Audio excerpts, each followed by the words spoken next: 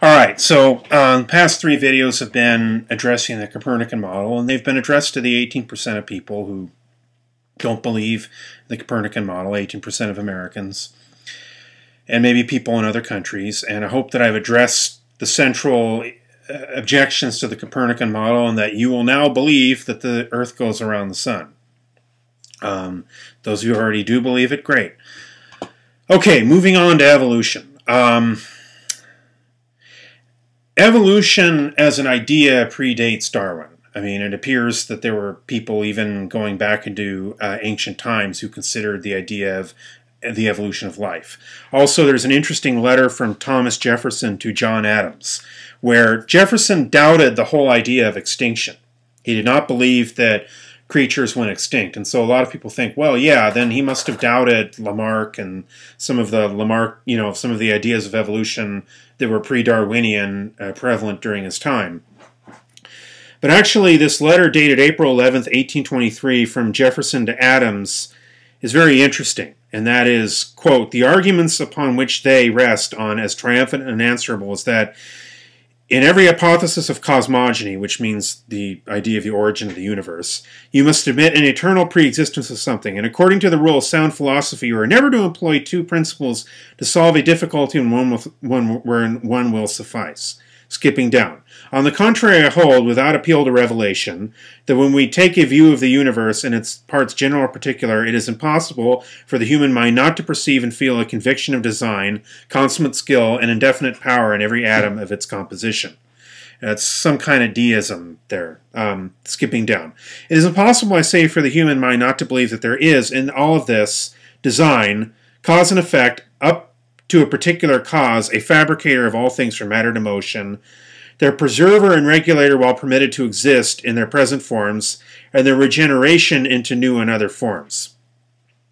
We see, too, evident proofs of the necessity of a superintending power to maintain the universe in its course and order." Skipping down. "Certain species of animals are become extinct, and were there no restoring power, all existence would extinguish successfully one by one until all should be reduced to a shapeless chaos." Okay, so what he appears to be saying is that you have certain species of animals becoming extinct, but that you then have their regeneration into new and other forms. I mean, that's what he's implying here in this particular letter from Jefferson to Adams. So he appears to be following, if my interpretation of this is correct, he appears to be following some form of Lamarckianism here.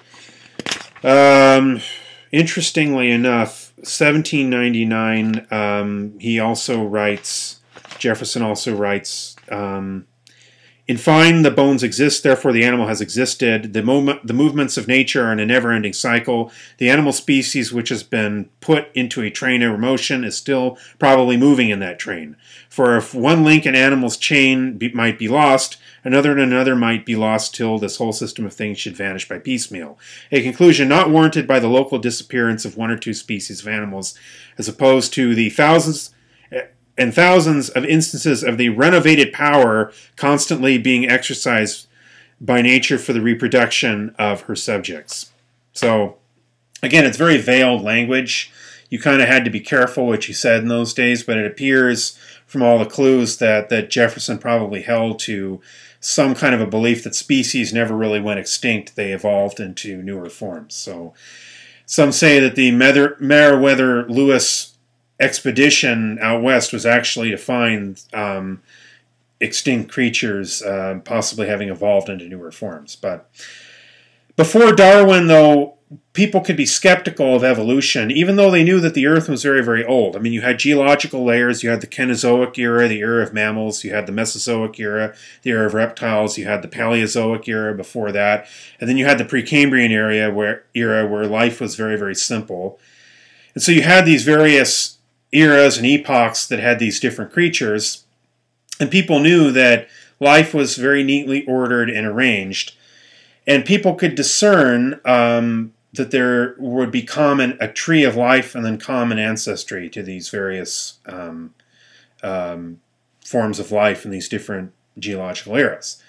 And so people like Lamarck and like Erasmus Darwin, Charles Darwin's grandfather, speculated on some kind of evolution, but They had no mechanism by which there was evolution, until Darwin came along and proposed this model of evolution. It's very simple. And I'm going to state it, and those of you with religious objections to it, that's fine.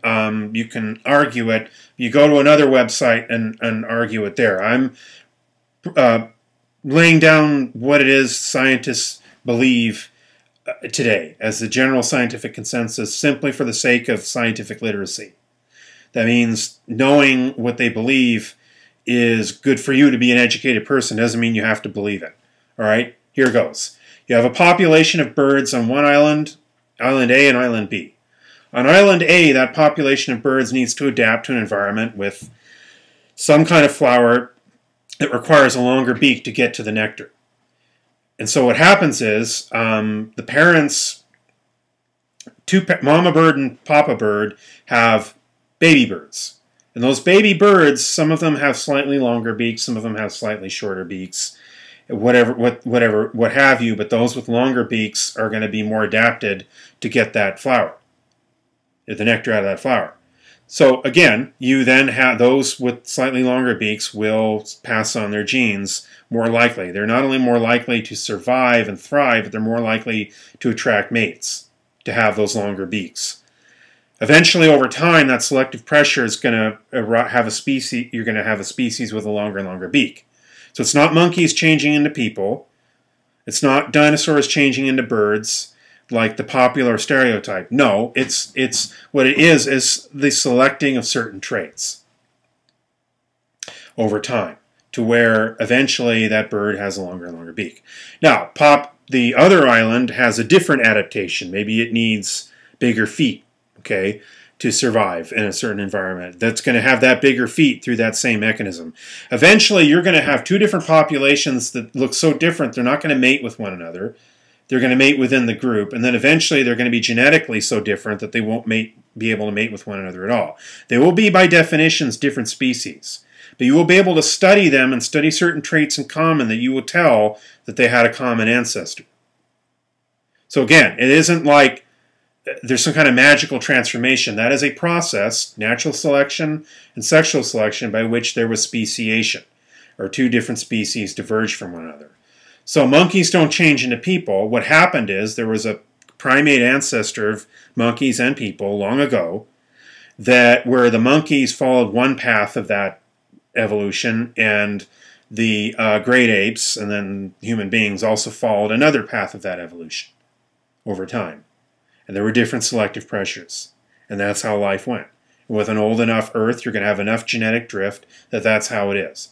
Now, that idea revolutionized, and I just stated it in a nutshell. If you want a more complicated answer, study it. All right? That idea revolutionized the scientific world. And yes, there were religious objections to it. That is something that you'll have to... But again, there were religious objections to the idea of the old Earth, and yet very pious geologists knew that the Earth was at least millions of years old. Eventually it was discovered to be billions of years old. And you had... so it wasn't like everybody believed that the world was created in 6 days and then Darwin came along. That's not how it worked. It's far more complicated than that. The change in Western thought took a lot longer than that. But the reason I bring that up is because those were pious scientists who believed that the Earth was millions of years old. They believed in God. So it isn't like this is really about science versus religion. Darwin himself objected to a lot of his associates going around attacking religion. That's not what it's about.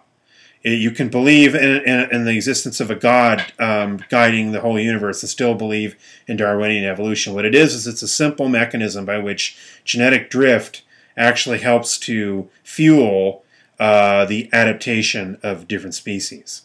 And so with this mechanism, life radiates out in a tree of life that would be an evolutionary tree of life that would explain just exactly what Thomas Jefferson spoke of in a veiled form as a regenerating power. It actually has an explanation scientifically that was discovered decades after Jefferson's death. All right, CHistrue, signing off.